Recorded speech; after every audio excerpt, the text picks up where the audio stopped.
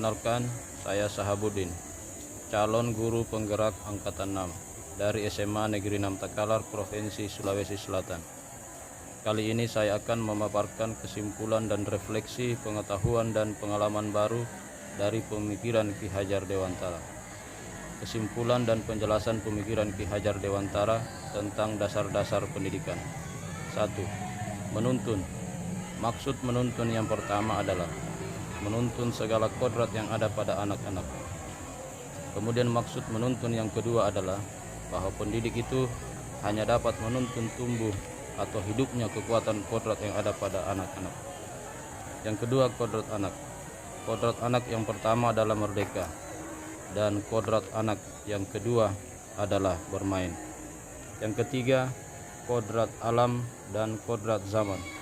Kodrat alam berkaitan dengan sifat dan bentuk lingkungan di mana anak berada. Sedangkan kodrat zaman berkaitan dengan isi dan irama. 4. Pendidikan yang berpihak pada anak.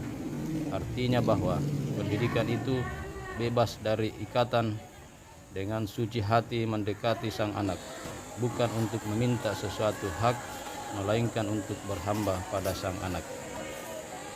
Yang kelima, bukan tabula rasa.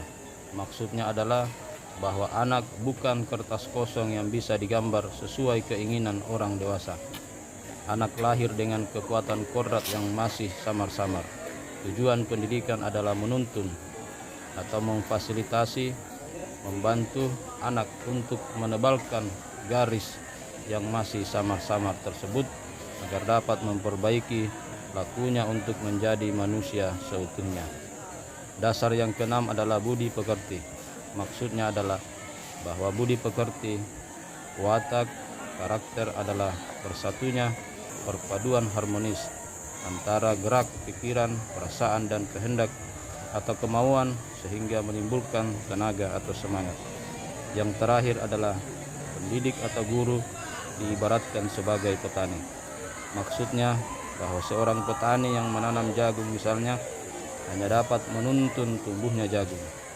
Ia dapat memperbaiki kondisi tanah, memelihara tanaman jagung, memberi pupuk dan air, membasmi ulat-ulat atau jamur-jamur yang mengganggu hidup tanaman jagung. Namun, petani tersebut tidak bisa mengubah kodrat jagung menjadi padi atau tanaman lainnya. Dari pengetahuan dan pengalaman baru tentang dasar-dasar pendidikan oleh Ki Hajar Dewantara.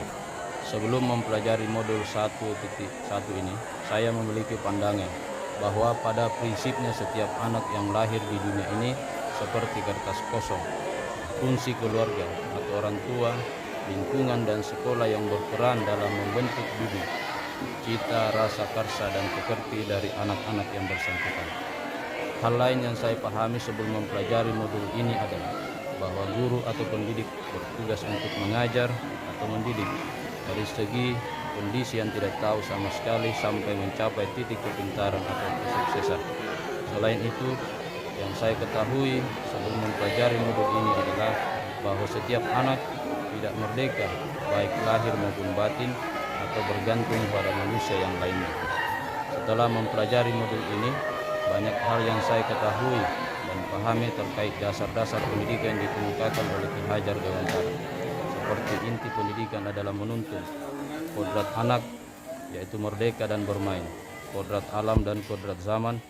Pendidikan harus berpihak pada anak dalam artian pendidikan yang menghamba pada anak.